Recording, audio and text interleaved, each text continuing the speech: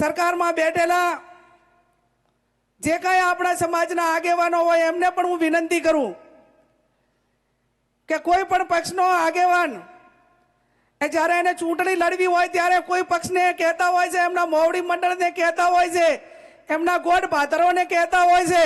કે મારા સમાજના આટલા વોટ છે, મને ટિકિટ મળવી જોઈએ, એટલે તો તમે સમાજના આંકડા આપો છો.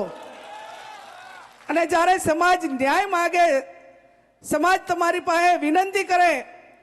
અને ચૂંટાણા પછી સમાજ તમને વોટ આપ્યા પછી સત્તાને બેહાડો અને કમસે કમ ન્યાય માટે પણ તમે બોલી શકતા નથી, ન્યાય પણ અપાવી શકતા નથી, તો આવી સત્તા એ હું માનું ત્યાં સુધી એ સત્તાનો કોઈ કોઈ એનો મિનિંગ રહેતો નથી, કોઈ એનો અર્થ રહેતો નથી અને એને સમાજની કોઈ હૂંફ રહેતી નથી. ત્યારે આપ સૌને મારી વિનંતી કે આ અનેક પ્રકારના સંઘર્ષ છે, પડકારો છે, પણ એની સામે લોકશાહીની અંદર ગાંધી ચિંધ્યા માર્ગે સંયમતા સાથે બંધારણે આપણને આપેલા હકો, એ હકોના અનુસંધાને આપણે કઈ રીતે ટકીને ન્યાય મેળવવો કે આવનાર પેઢી માટે કંઈક સારું થાય એવું કરવું, એ આપણાને બાબા સાહેબ આંબેડકરનું બંધારણ હોય કે ભૂતકાળમાં જે આપણાને એક ક્ષત્રિય તરીકે, ઠાકોર તરીકે, કોળી તરીકે, એ આપણાને ક્ષત્રિય તરીકે જ્યારે બીજાનું પ્રોટેક્શન કરવાની, બીજાની સલામતીની જવાબદારી આપણી હતી, ત્યારે આજે આ સમાજ કંઈક એ જગ્યાએ અત્યારે જઈને ઊભો છે કે એને ન્યાય માટે કે એની સલામતી માટે બીજાને કહેવું પડે. આજે આ સ્થિતિમાં આવ્યા છીએ ત્યારે લોકશાહીની અંદર સર્વોપરી એની જનસંખ્યા અને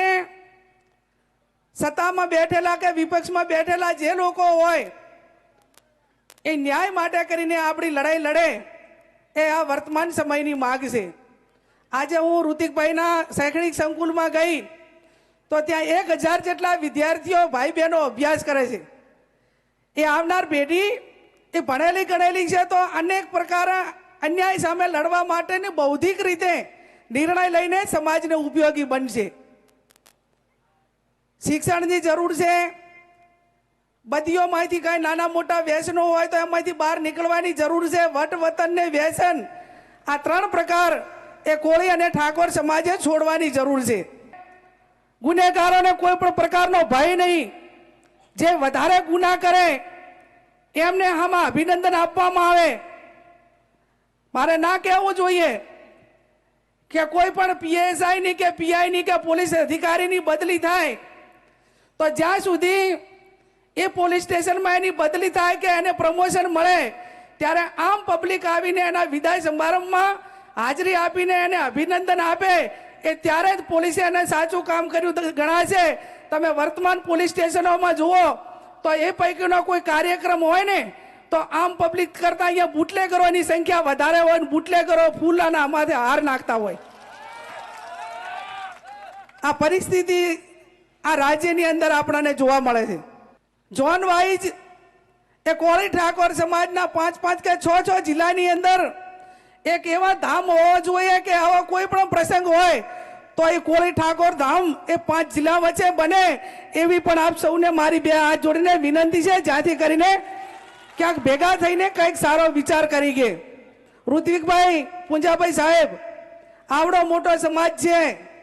ઘર દીઠ 1000 રૂપિયા, 500 રૂપિયાનું દાન કરશો ને તો આ સૌરાષ્ટ્ર ઝોનનું કોળી ધામ એક મોટું એક ઊભું થશે 15-20 વીઘામાં, અને એની અંદર ભણવાથી કરીને સમાજના સંગઠન માટેની કે ધાર્મિક વાતો થઈ શકશે. આવું જેમ આપણે મધ્ય ગુજરાતમાં ભાતીજી મહારાજના નામે થતું હોય અને આવું ઝોન પ્રમાણે થાય, એવી પણ હું તમારા બધા પાસે અપેક્ષા રાખું છું. આજે તમે સૌએ મને અહીંયા આમંત્રણ આપ્યું અને ઠાકોર તરીકે,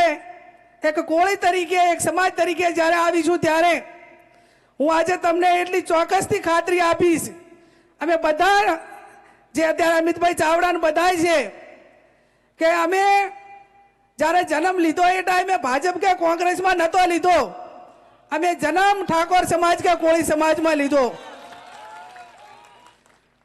જ્યારે કોળી ઠાકોર સમાજને અન્યાયની વાત હોય, એને વસ્તીના ધોરણે કંઈક આપવાનું થતું હોય અને એના માટે કરીને કઠોર નિર્ણય લેવામાં આવે અને અમને કોઈ પૂછે કે ગેનીબેન તમારા માટે સત્તા અગત્યની છે કે સમાજ અગત્યનો છે, તો એ ટાઈમે ગૌરવ અને વટ સાથે કહું કે મારા માટે સત્તા અગત્યની નથી, મારો સમાજ મારા માટે અગત્યનો છે. આ હું નથી કહેતી, અમને અમારા પૂર્વજોએ અમારા વડીલોએ વારસામાં આપ્યું છે. અમને માધવસિંહ સોલંકીએ વારસામાં આપ્યું છે કે જ્યારે સમાજને અન્યાયની વાત આવે ત્યારે ખુરશી છોડવી પડે તો એને લાત મારી દેવી પડે, પણ સૌ એના માટે કરીને સમાજ પહેલો છે. ત્યારે આજે વિછિયાની ભૂમિ ઉપર એટલું ચોક્કસથી કહીશું કે આવનાર સમયની અંદર સાથે મળીને સમાજ માટે, અન્યાય માટે